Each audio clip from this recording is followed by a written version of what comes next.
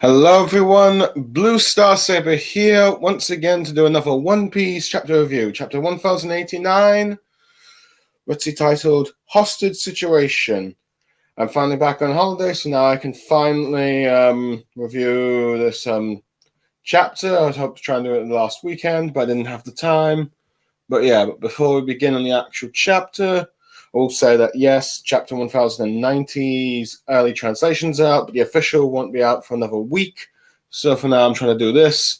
I'm going to try and do it as quickly as possible since I don't want to spend up too late doing this review. But before we begin, there's the weekly Shonen Jump cover, I think 55 from what I can tell, or maybe the 55th anniversary of Jump or something. I'm not quite familiar, though I somehow doubt it, but let's see, I'm just seeing there's like this sort of a Shonen Jump cover, which it has, I believe, all its ongoing manga, which you have arguably the three most important main characters. Let's see, standing together with the main character in front and the other two important main characters side by side, which you can see. Let's see, you can see Midoriya there with Bakugo and Shoto, which they are arguably, of course, the three main boys from My Hero Academia, but I think this probably confirms that Uraraka and Ida have been booted from the spots, sadly. Let's see, Jujutsu Kaisen's interesting because besides the main character, you also have the one that's from the prequel, Yuji. Wait, hold on. I'm going to actually just look it up. Jujutsu Kaisen 0. Let's see. On Yuta. Okay, yeah, and Satoru Gojo, where you have I believe Yuji, I think, is the main character of Jujutsu Kaisen.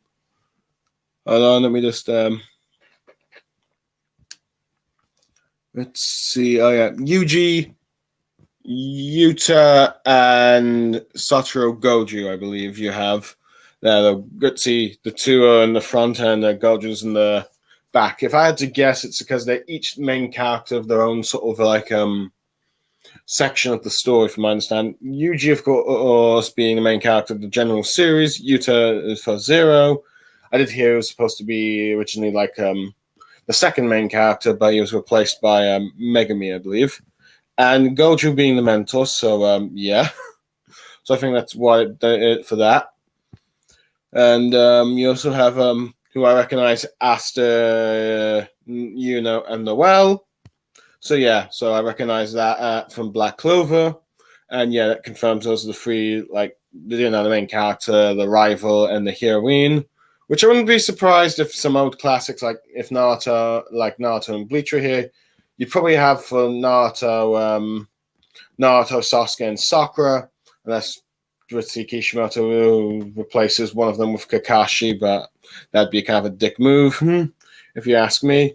Bleach, you would probably have Ichigo, Rukia, and probably Orihime, as Kubo considers Orihime the heroine, and Rukia would be like the other main female character.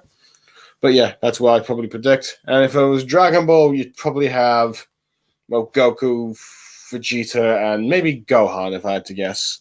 Unless you replace it with Bulma. And if it was like something like Gintama, you'd probably have Gintoki, Shinpachi, and Kagura. Yeah.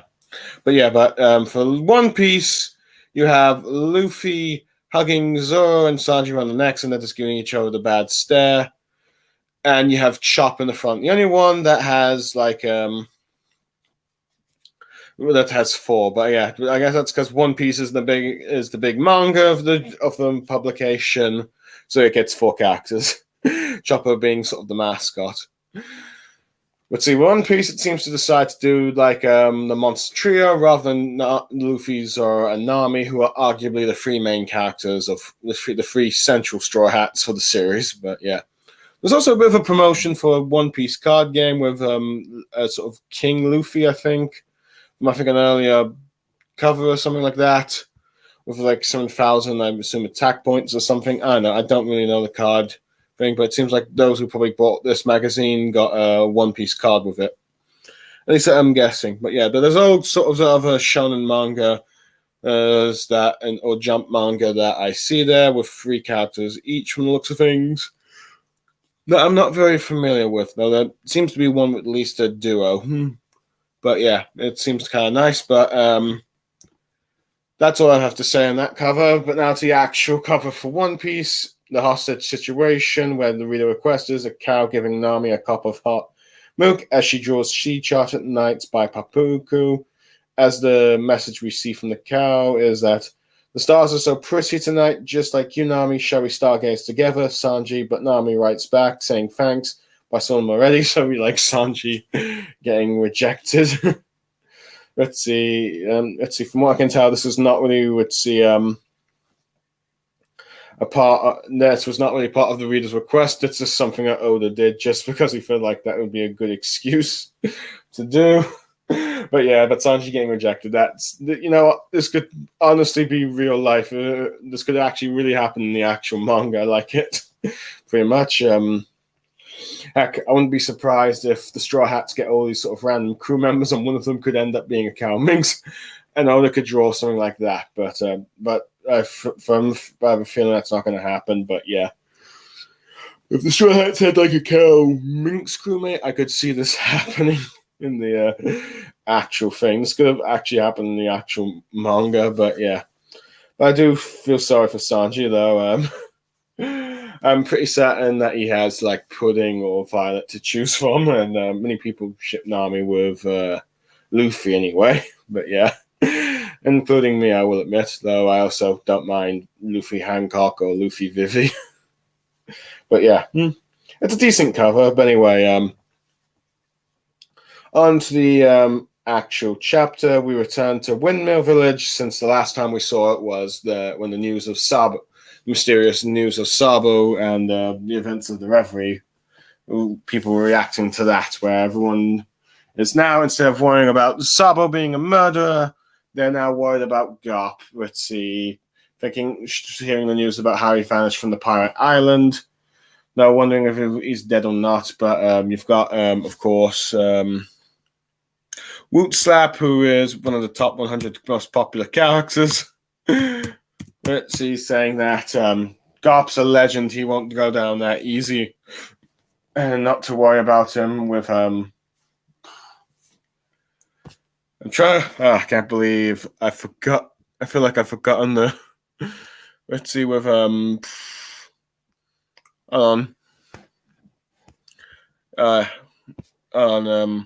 Makino, yeah. How could I forget Makino's name? I'm sorry, I'm embarrassed right now. but with her agreeing with the mayor, we'll see. Anyway, someone's laughing, which gets Woodsap mad, but it turns out to be Makino's child, in which he apologizes to. But Makino, tries to reassure her baby and all that stuff. While she says that, Woodsap, can't help but worry about Garp, but she realizes that the little one has beginning to recognize Luffy recently, and calls her big brother Luffy to her, and you can see the baby smiling, the baby going, ah! It's like a sort of like baby smile noise you hear when they're happy.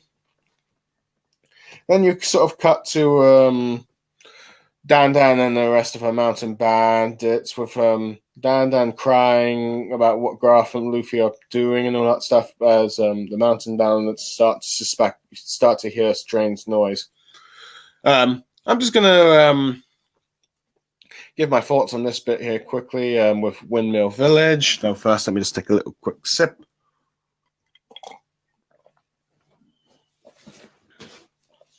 I do like how the first, I'll admit, I thought we were going to immediately cut to Egghead Island back to this, but I actually like the fact that next chapter, you pretty much have Luffy and Garp's home village reacting to their recent events, particularly Garp. I do love how many of the villagers are concerned for him, but the mayor is confident that he will be confident that he'll be around. I do like how showing that the great faith he seems to have in their monkey family, despite all the trouble they give him and all the stress he does. But yeah. But I do like what you can see he gets a bit stressed because of how he snaps, not realizing it was the baby. But yeah, I do like how Makino just ends up agreeing about the mayor being right about a thing and trying to like calm down everyone when let's see the woot slap snaps. But yeah, I do like how she's able to deduce that her baby has become such a big, seems to really enjoy, like recognize Luffy and regards to like as like to her baby that Luffy's like your big brother, which they haven't met yet, but I definitely can see that relationship happening when Luffy reunites with the village. But yeah, I have seen people comment about how let's see, Luffy's bringing smiles everywhere and all that stuff, just like the power of the Nika fruit. So yeah, and I believe many people are still convinced that this is that Makino's baby is actually Shanks's like Shanks is the father, which I can see kind of happening, but let's see, we'll have to wait and see. We still have to wait and see about that whole wedding cover thing, but yeah. Let's see, though. Granted, the redhead pirates must have gone back and forth very longly if they wanted to like go from having a wedding with Makino to like a news cover thing, but we'll just have to wait and see from that Decks of the World with a Luffy 500 million bounty one. But yeah, but I wouldn't be surprised if it is let's see, Shanks' kid. But yeah, but my theory still stands. My theory is that at the end, you can have Luffy giving the straw hats to Makino's baby, and when he declares himself that he wants to become the Pirate King next. So who knows? That's how I imagine the series ends, coming full circle with Luffy giving his straw hat to the next generation, which will be someone from his village. And yeah, it's going to probably likely be Makino's kids. But I do like how let's see. Anyway, changing to Dan, I do like how she's worried for both Garp and Luffy. But yeah, let's see, and shed tears because in a sense she is technically part of the family, even she isn't part of the monkey family by blood. She's pretty much Luffy's foster mother. So yeah, I'm very curious to see if we're gonna see them all react again after the events of the Egghead incident. But anyway, following off from that trailer, you see, let's see, it affecting everywhere in the world where we cut to like the four blues: East Blue, South Blue, West Blue, and North Blue, with East Blue being Roger's hometown of Logtown, where people are like wondering it's an earthquake. One of the people have comment that one of the women there looks like the fake Nami. Random place with South Blue, if you see like a tidal wave coming along the way. As everyone's getting to high ground, as narration says, the earthquake on that day had no parallel in recorded history. It caused destruction on a fast world scale. We see West Blue being the Harpoon Navy's hometown. You can see Sai's fiance and her, former fiance and her father, who's only appeared in the cover. So, yeah. And North Blue with someone just comment, just like a mother holding her child, and someone shouting that's a big one. There's some random snowy area. I wouldn't be surprised. It may or may not be the same area that you had, let's see, people reacting to when Whitebeard was about to go to war with the Marines. Be interesting if it was. And then you cut to like a double page where you now see the Grand Line with Laboon. And then Water 7, where you can see Iceberg and a few of the Baroque. And you can see like some of the top carpenter guys, like those two that thought that some sort of lunch lady, let's see, some troublemakers were the suspects of the assassination, not Kaku and Rob Lucci. So it's nice to see them again. You see one of the Marine headquarters with Hina reacting to it, and you even see Wano with Mononosuke working a lot, Witty reacting as you see his citizens Witty are being moved by earthquake. With the narration saying that the epicenter was impossible to pinpoint, making it the most anomalistic semistic event. Perhaps it was unrelated. As you then cut to also to Earth, we see the narration continues with Imperial Down, with the prisoners wondering what's happening. As it says, but the quake happened. As you see, another random areas where someone's trying to climb to the hills as water's rising. And then you see the world nobles in Marijos who are feeling the earthquake themselves, with the narration saying 6 days after the vanishing of the kingdom of Eleusia. And you even see Emu being shaken, but he seems completely unfazed. As you have someone talking about how they had the remains of the Eleusia kingdom, as they're reporting that there's no trace, of the land anymore, just an enormous hole in the sea that the waterfalls are pouring into, and any further approach is impossible, as there's no signs of the hole filling up, as the hole looks pretty much very similar to the one in Ennis Lobby. We see with the as the narration ends with the earthquake caused the worldwide sea levels to rise by 1 meter. Let's see.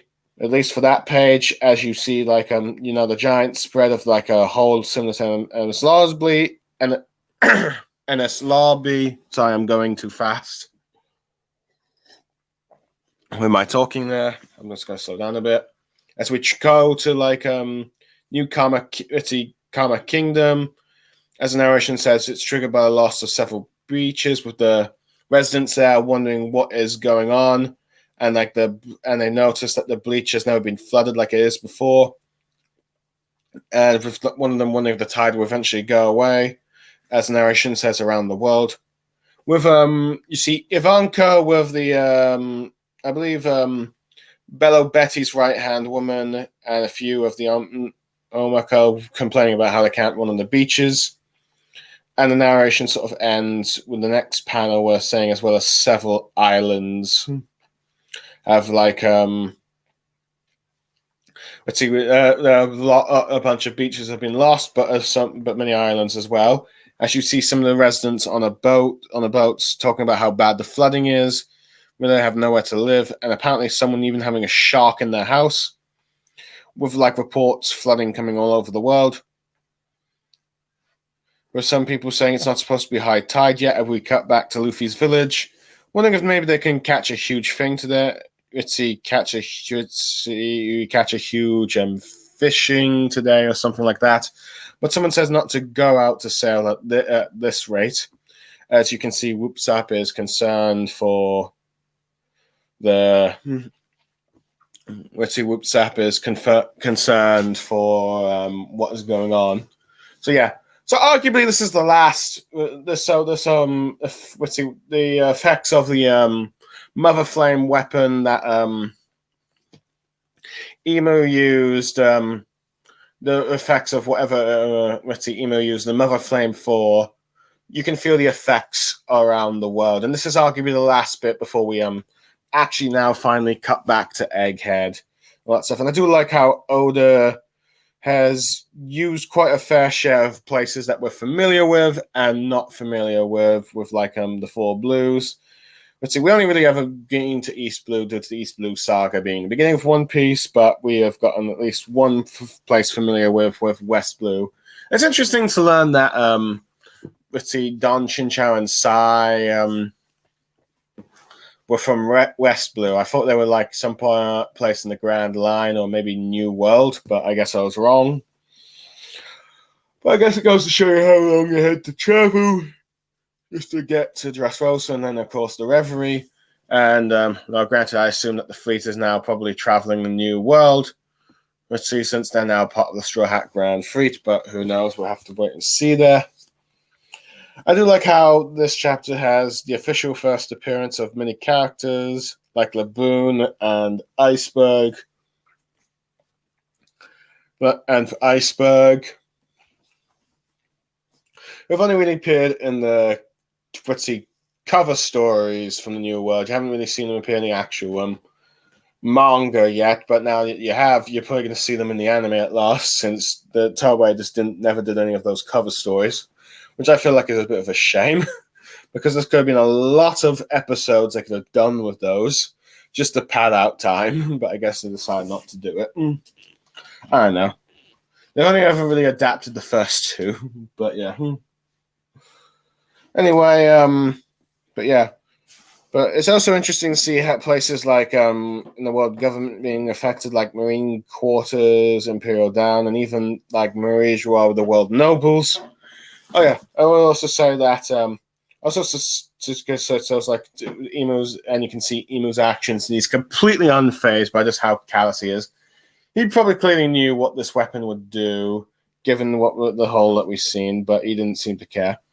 Also, before I get more into that, I will admit, I'm surprised that we saw Momonosuke again so soon. I mean, let's see. One only just ended last year, and now we're seeing him again.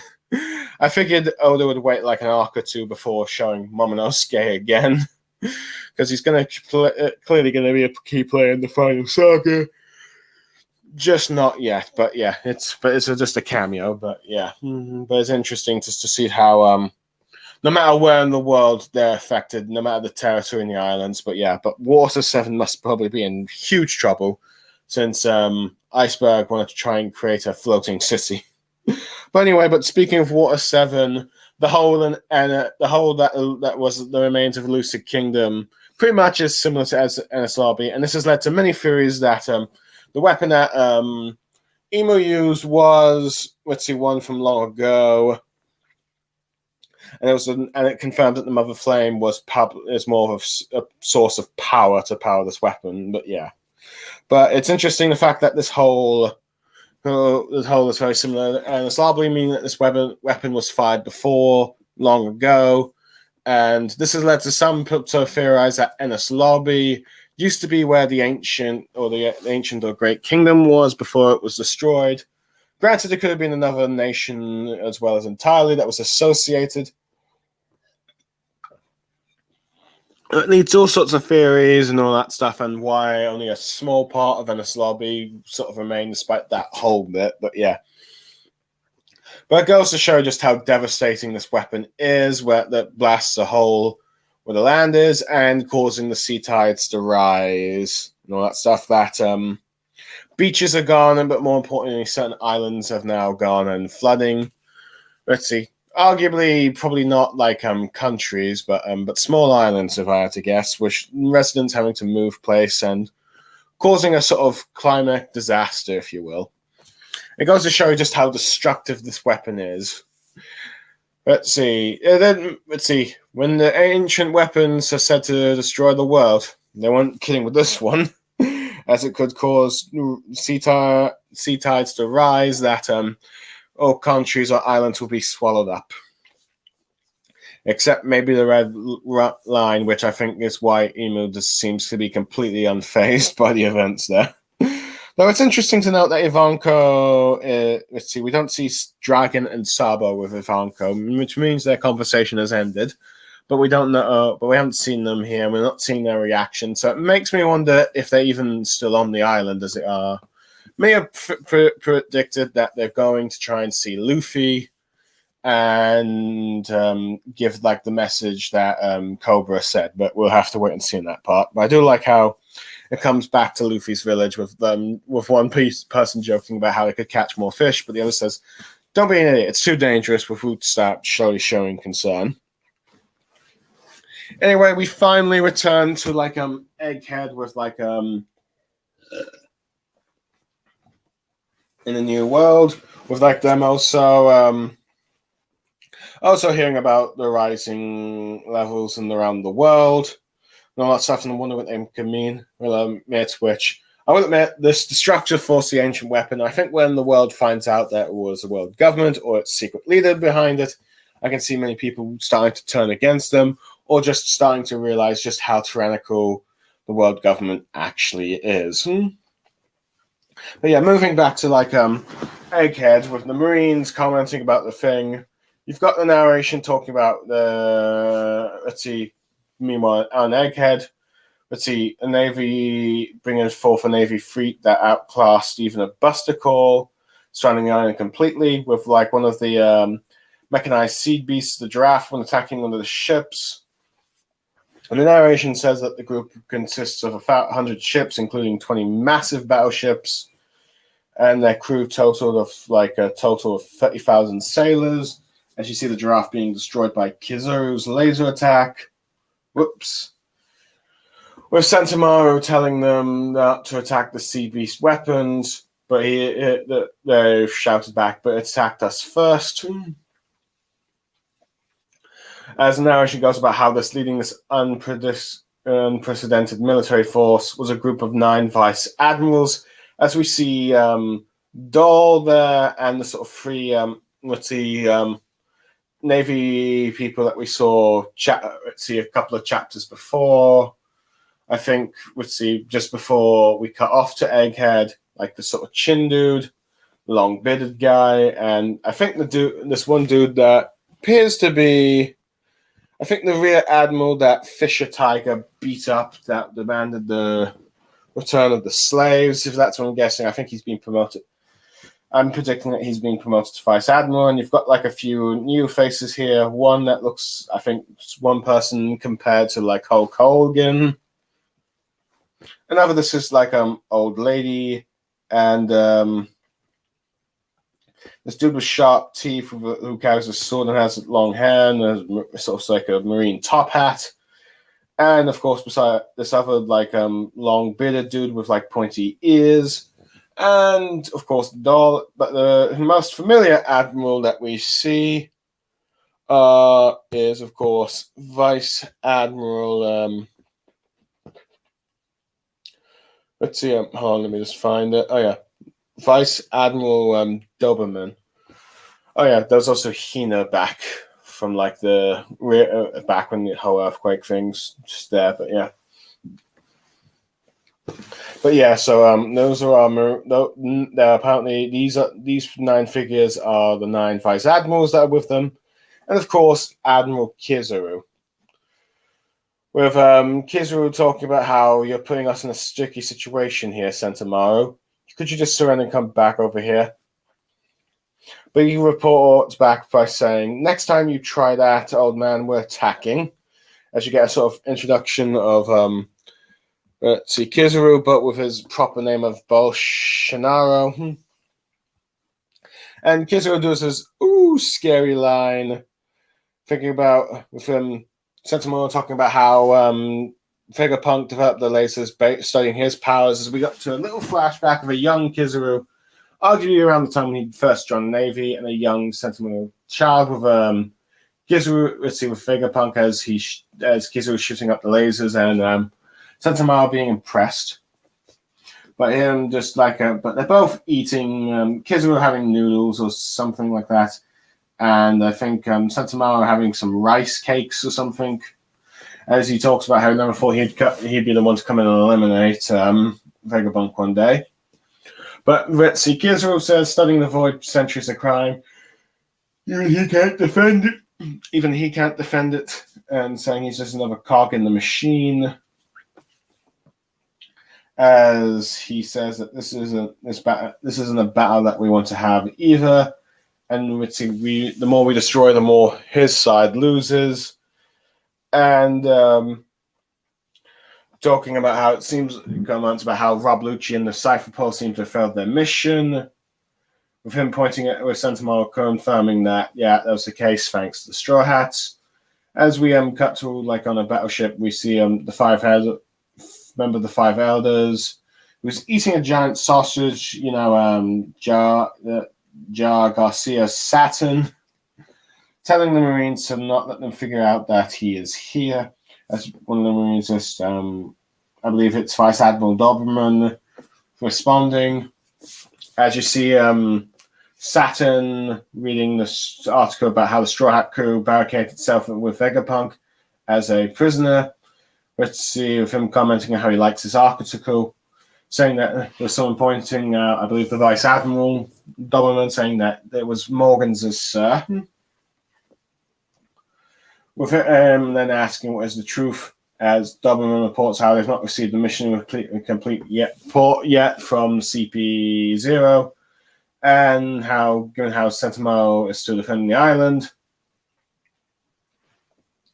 they're able to pinpoint that Labfear that weekends that they're certain that the Labafear is currently hosting Dr. Vegapunk and like his 6 satellites.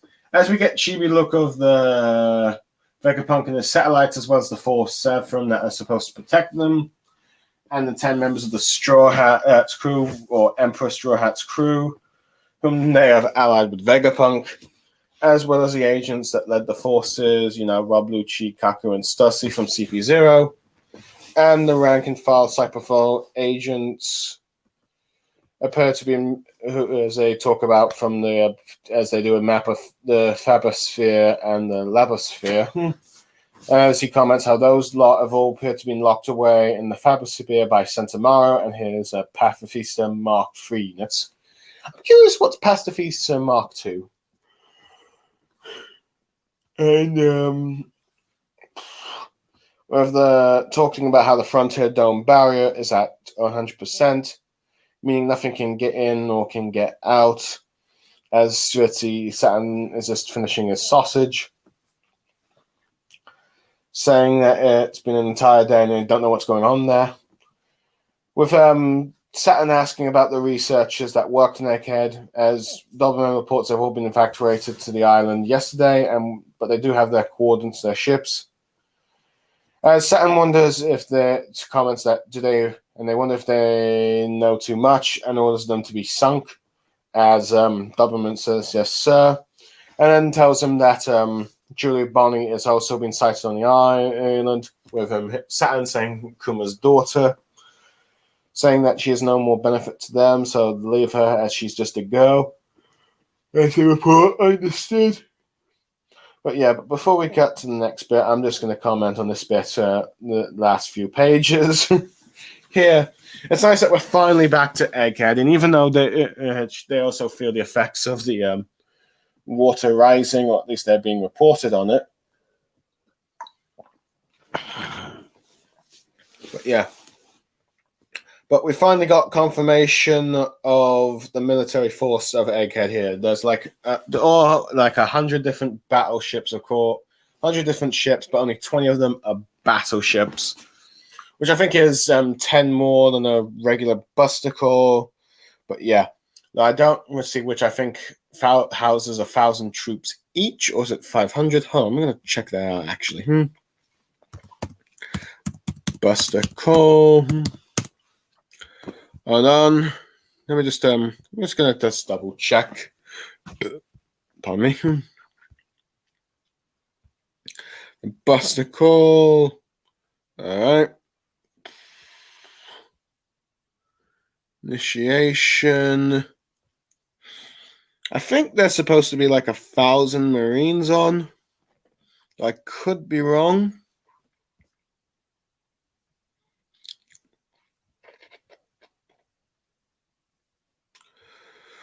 I think it's like 1,000, maybe 100. I don't know. It's been a very long time, but yeah. But here we have like 30,000 forces, which I will admit. Oops.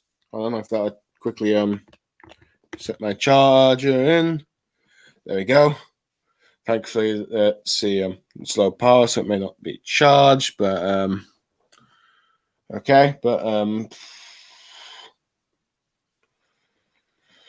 anyway, hopefully it'll stay strong. But yeah, but yeah, you've got like confirmation of 30,000 soldiers, which is pretty much the same amount that Kaido's forces end up being at the beginning of the raid after killing Orochi and taking all his samurai and all that stuff. So yeah, we've got a military force similar to the Beast Pirates. So yeah, it'll be interesting. Which it seems 30,000 is the standard like Oda likes to use. I guess he probably figured like using 100,000 all the time, which he depletes the use of that number, as that was what the Marines did. But I think it makes sense that for this, with like the forces with an admiral, it makes sense that it would be like roughly around a third of the forces that they would have at Marineford.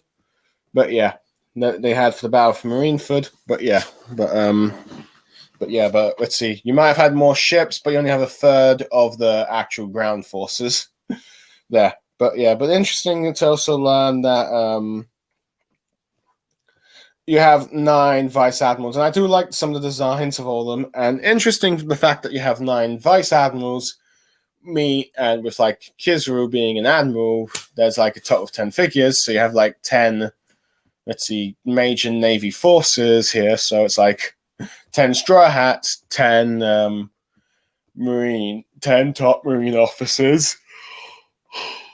So it kind of gives you the idea that the Straw Hats are each going to have a marine vice, a marine to fight this arc if Luffy's fighting Kizaru and not Saturn, but yeah. But there's also a few factors such as the other Vegapunks and of course Bonnie there, but it does look like we might get, the Straw Hats might get a Vice Admiral each to fight while Luffy takes on Kizaru, but that would probably mean that this arc will be a bit longer than some are predicting, like my friend Lucky Chi, but we'll just have to wait and see. Though whether or not we're going to get individual battles or more similar to Fishman Island, where the new Fishman pirates were on just a bit of a brawl and you saw bits and pieces of the Straw Hats fighting rather than just solo chapter ones. We'll have to wait and see, but it does look like the Straw Hats each have an opponent. Let's see there. To guess, Doll against Robin, the old lady against Nami, or maybe Julie Bonley. Let's see, Doberman maybe against Zoro or Sanji. That's what I'm just guessing, but who knows? But yeah, the one that kind of interests me the most is the one with the pretty chins, multiple chins. I'm a bit surprised by that, but yeah. But we'll have to wait and see who fights who. But with that one Vice Admiral with the glasses there, let's see, and the sort of blondish hair, is like the same Admiral that Tiger beat up. I expect him to fight Jinbei, but we'll have to wait and see. But I do like how casually the conversation Kizaru and Sentomaru are having with just eating and like, oi, watch yourself when, let's see, Kizaru does the first casualty of destroying one of the sea beasts in this Sage of Egghead, if you will. Or the Egghead incident, if you will. But yeah.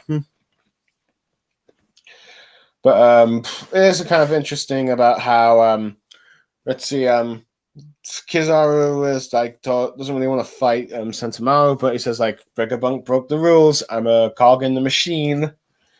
Which is interesting because we're starting to probably understand a bit more of Kizaru's maybe unclear justice, where he is a bit unclear where he really stands, but he does seem to be the type of Marine that follows orders when necessary, even if he doesn't quite agree with the decision himself. But yeah, it's shown he's quite a loyal Marine in a sense, but yeah. But I do like how Kizaru tries to get Sentomaru to surrender, but Sentomaru refuses, warning that if he doesn't attack like that again, he'll command the pacifistas and the sea beasts to attack. So yeah. But it's interesting that we get a little flashback to this with the shared past of Sentomaru and Kizaru with Vegapunk when he's demonstrating the laser abilities, which of course were part of the incorporated into the Pacifistas. Maybe at this time, in this flashback, who knows? But yeah. But it's interesting that we get a little bit of this flashback, since Sentomaru's backstory is actually revealed in the SBS cover story. SBS part in one of the latest volume, where he apparently took on bears and won, and Vegapunk recruits him as a result, or something like that. But yeah. But I like how Saturn is also just casually eating a sausage while he's getting reports, and he's just enjoying Morgan's article of Luffy kidnapping Vegapunk and all that stuff, and taking Egghead Island as like, okay, this clearly makes Luffy the villain. I do find it interesting he's told that it's Morgan, so I wonder if this means that the world government will forgive Morgans for spilling the news about Cobra's death when they were trying to hide it and all that stuff. But yeah. Or at least the details. But at the moment, it seems Morgan's is might be back on the world government's good side again, unless, of course, he ends up doing an article that they don't like again in the future, which I wouldn't be surprised, given how there's going to be an incident that shocks the world from Egghead. But yeah, we'll have to wait and see on that bit. But yeah, I do like how Doberman is the one that's reporting. And he seems to, with the way you see his eyes shade and you start to hear Saturn give more deadly orders, he may or may not agree with them, but who knows? Perhaps this is more signs that despite him being one of the strongest absolute type of Justice Marines, he does have a more conscious, but he's pretty much mostly there to give a report of the current status updates with like the chibis of like or like the Straw Hats and the Vegapunks, which I do kind of like, as due to the lack of information, they think that Sissy's still a member, still on their side, or that or the Vegapunks are still together and all that stuff. But they don't know. But I do like that he's making the effort to find out the information. So yeah, but yeah, I thought that was pretty good. And an update about the laser barrier at 100%, meaning people can't come in or get in or come out, so they still have them surrounded. So I thought that was a bit interesting. But we see a bit of Saturn's dark personality as well, of course, with like him telling them to sink down the scientists that fled the other day. Which, no surprise, is like they might know too much. And yeah, this is clearly reminiscent of Urahara. Now, are those civilians going to be safe or not? Who knows? If they're going to be ordered to be sunk down, we'll have to wait and see. They'll have to go in hiding if they manage to escape. But it seems like the world government knows where they are. But I wouldn't be surprised at the very least if the Revolutionary Army, I doubt it'll be Dragon and Sabo just because of this sort of land mass distance. But I wouldn't be surprised if you had Revolutionary Army officers protecting these staff at Egghead and all that stuff. But yeah, wouldn't be surprised. Anyway, I do like how the giraffe tried to bite one of the Marine ships when they get blasted by Kizaru, but Sentinel gives a firm warning. Do that again and we'll attack. So, yeah. But it is interesting a bit about Julie Barney, about how, let's see, when after being with Port and he realizes, oh, Kuma's daughter, we have no use for her, just leave the little girl be. Which has led to some people to theorize that Barney is younger than she actually lets on.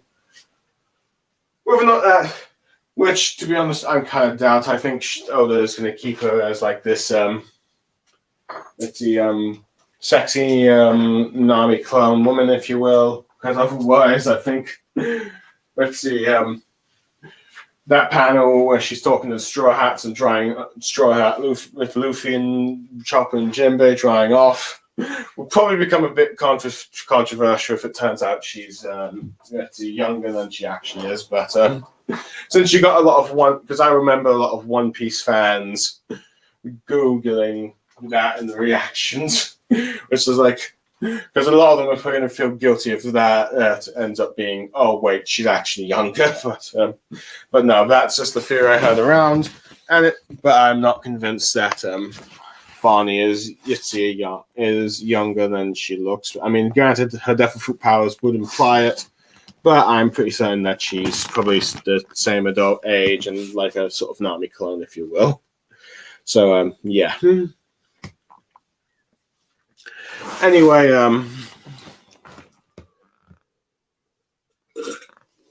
but they have no use for her, which I assume is to do with like stuff related to Kuma. So they just generally don't really see her much of a threat. But yeah. Anyway, they start to pick up a signal from Egghead, and it seems to be someone calling.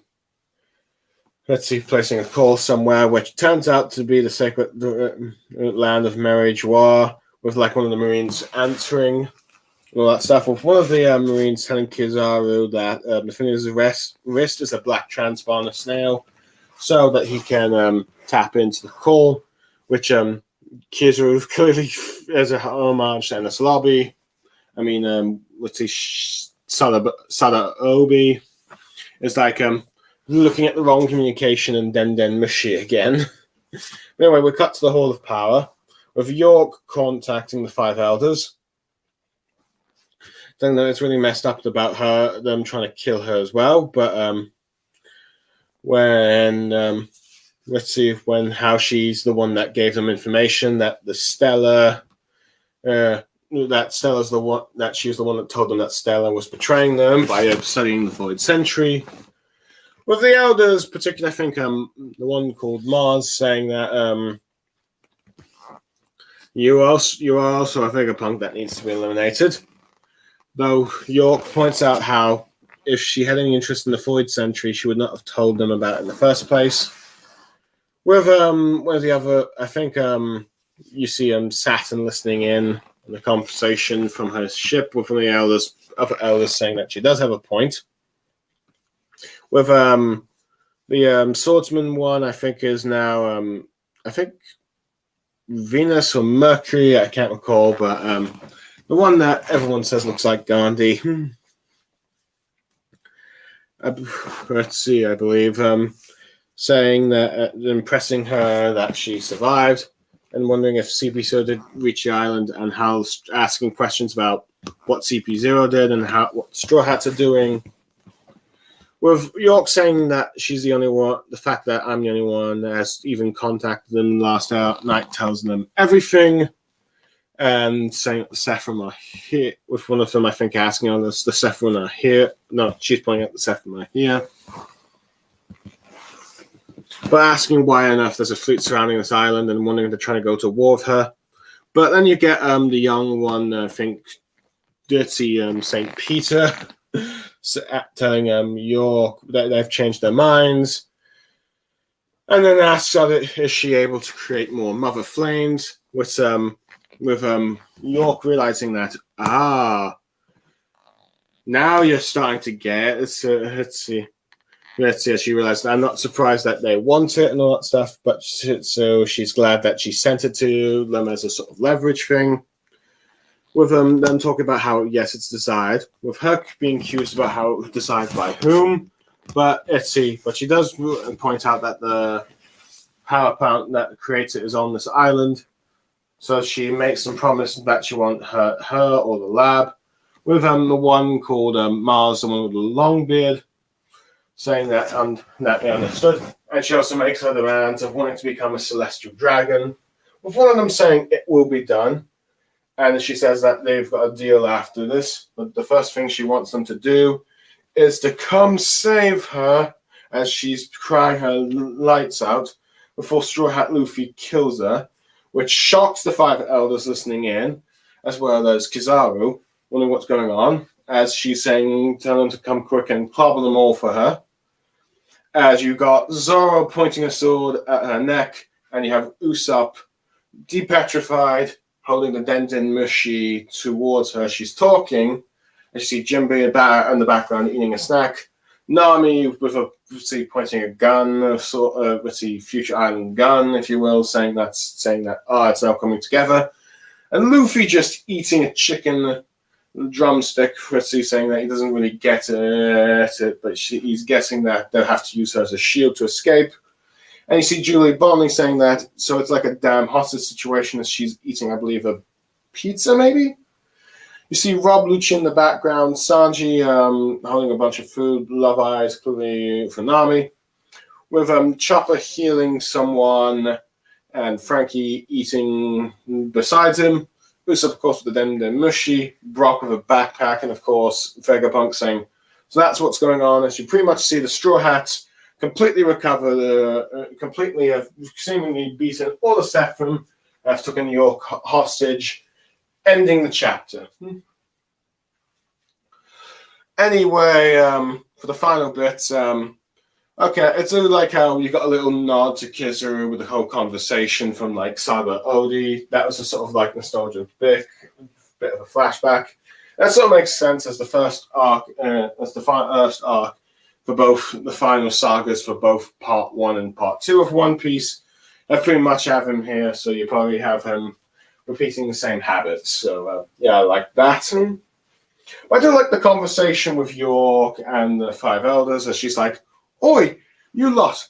You tried to kill me despite my loyalty of ratting out Vegapunk," but they're saying like, "You're also Vegapunk," which is like, yeah, true, but I didn't really want to study the Void Century, and I would have betrayed Vegapunk, and if I really did have an interest in it, I wouldn't have betrayed Vegapunk to you guys, which they're like, you know what, fair point, and actually seem to agree. But we learned that, York is the one that gave the Five Elders and the world government, the Mother Flame, which is the energy source for the whatever weapon Emu has.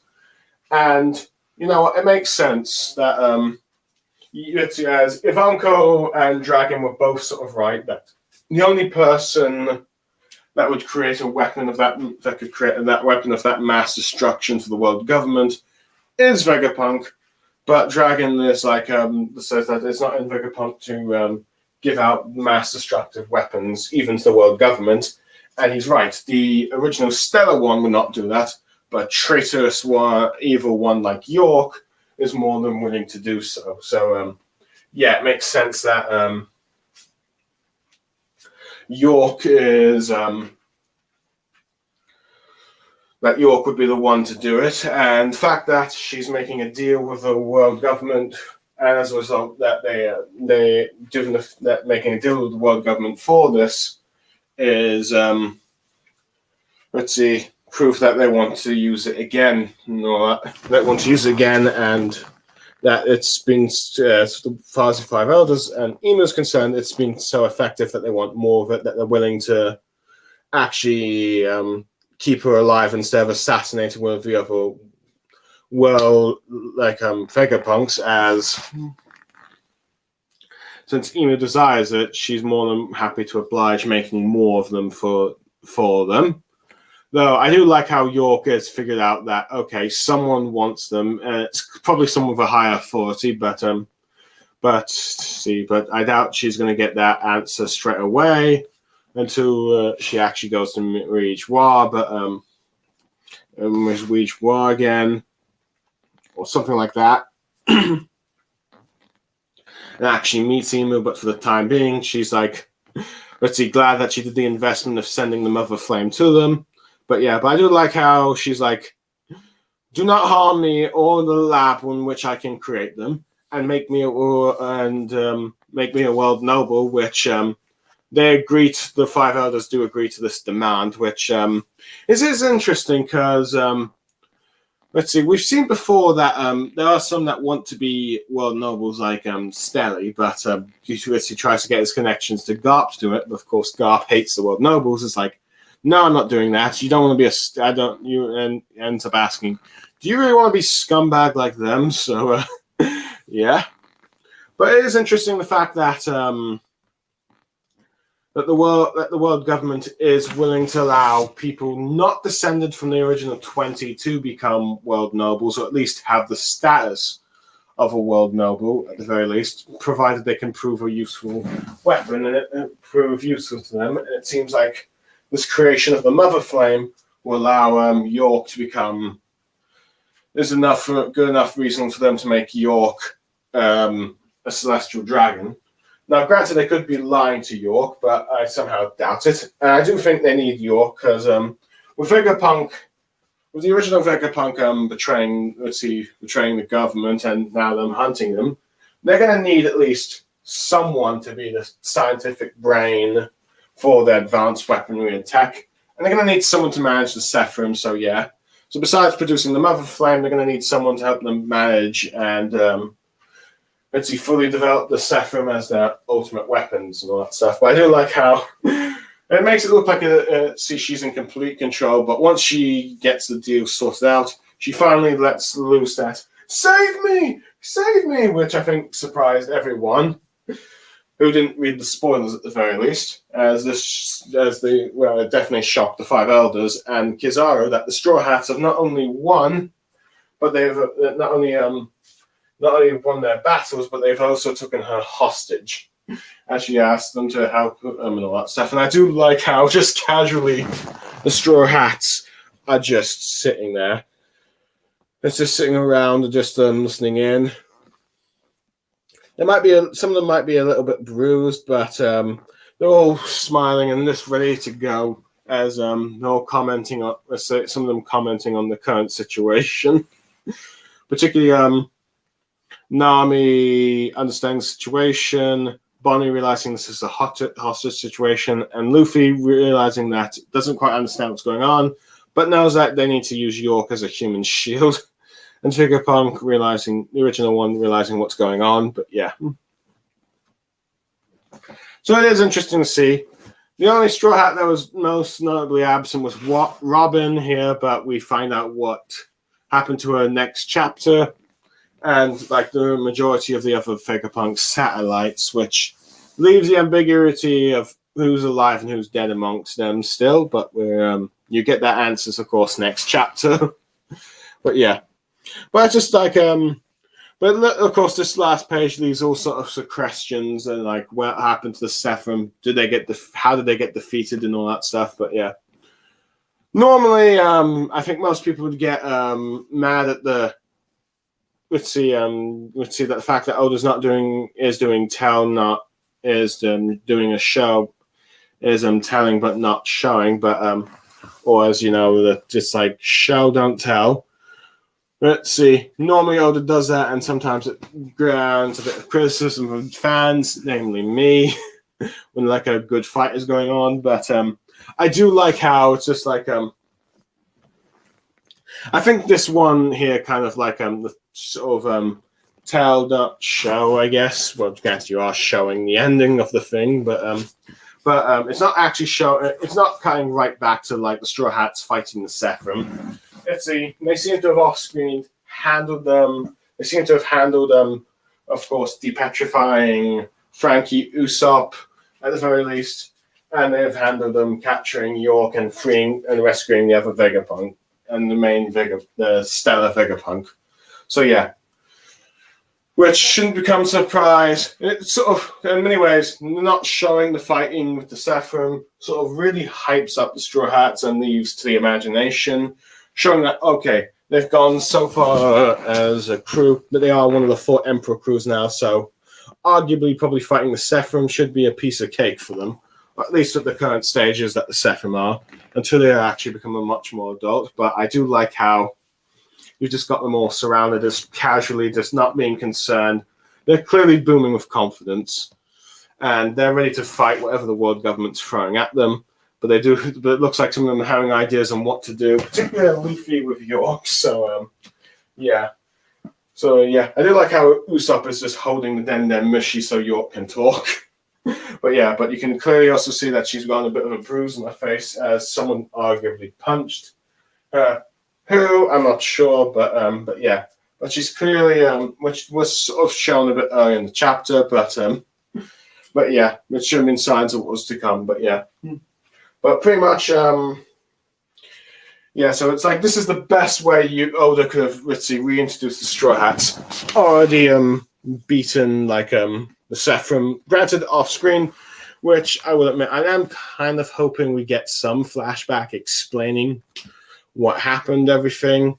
I know that next chapter from the early translations, it doesn't exactly do that, except for maybe one explanation on how Usopp and Frankie are depetrified, but that is spoilers, but I won't talk about until like the next chapter comes out in a week.